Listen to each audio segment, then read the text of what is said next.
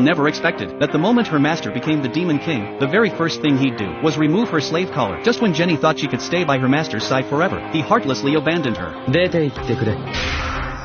Not long before that, Jenny had come to Jack hugging her pillow, shyly asking him to sleep with her. Jack was completely shocked upon hearing this, and couldn't help but imagine things that shouldn't be imagined. Little did he know, he had completely misunderstood Jenny's intentions, because in that massive castle, there was only one bed. Jenny, fully aware of how long Jack sat every day guarding the castle, wanted him to lie down and get some rest. Jack was deeply grateful for her thoughtfulness. However, the place he sat was the keynote of the castle's protective barrier. To prevent a nighttime enemy raid, he had to remain in that room. Hearing this, Jenny offered her lap as his pillow.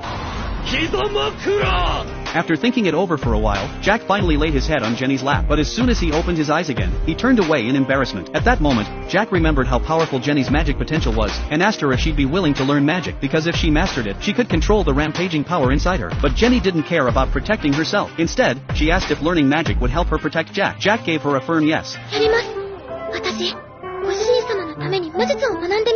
And so, Jenny agreed to study magic, and officially became Jack's disciple. One day, John heard that Jack had been attacked by a holy knight, and rushed over to check on him, only to find Jack completely unscathed. This surprised him greatly. At that moment, Jenny came in with tea to serve the guest. John hadn't reacted yet, but when he was about to take a sip, he suddenly noticed the maid, Jenny, and was stunned. He could sense the terrifying magic power within her. He never expected Jack would purchase such a being, and make her a mere maid. Seeing John's shock, Jack hurried to explain that Jenny was now his disciple. Only then did John calm down. He then asked Jack if he had any intention of running for Demon King. Jack hesitated, because if he became the Demon King, he would be able to grant Jenny her freedom. But even so, Jack declined the offer. After all, with his magical aptitude, he didn't believe he was qualified to be a Demon King. Hearing his answer, John left. In the following days, Jack continued teaching Jenny magic theory, and her learning speed was incredibly fast. Bit by bit, their relationship grew much closer, but the good days didn't last. One day, the castle's barrier was suddenly broken. A massive monster appeared before them, and handed Jack a letter. To his surprise, it was a summons from the 12 Demon Kings. Though Jack had no idea why they wanted to see him, he chose to go meet them anyway. The moment he entered the room, he was overwhelmed by a terrifying pressure. Jack was truly afraid, but he forced himself to stay calm, and asked why they summoned him. It turned out, the Demon Kings had come to a unanimous decision. They wanted Jack to become the 13th Demon King. Before Jack could even respond, they summoned the Demon King's crest. As long as he inherited this crest, he would officially become the Demon King, and the strongest magic user alive. Staring at the powerful crest in front of him, and the Demon Kings radiating the same fearsome energy, Jack realized he had no choice. At that moment, he thought of Jenny. He feared that if he refused, the Demon Kings might retaliate and hurt her. So in the end, he accepted the title of Demon King. At that moment, Jenny had just finished preparing dinner at home. Seeing the dark expression on Jack's face, she asked what had happened. Inside, Jack was filled with conflict, but to keep Jenny from falling into darkness alongside him, Jack made his decision. He told Jenny he had become the Demon King. Jenny was still congratulating him, when Jack slowly walked up to her, and used the Demon King's key to unlock the seal on her slave collar.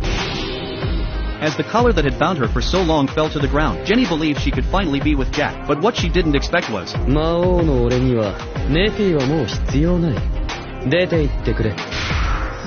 by the time she came back to her senses, she was already standing alone, on an empty street. It wasn't until she looked down, and saw the shattered pieces of her slave collar, that Jenny realized her master had abandoned her.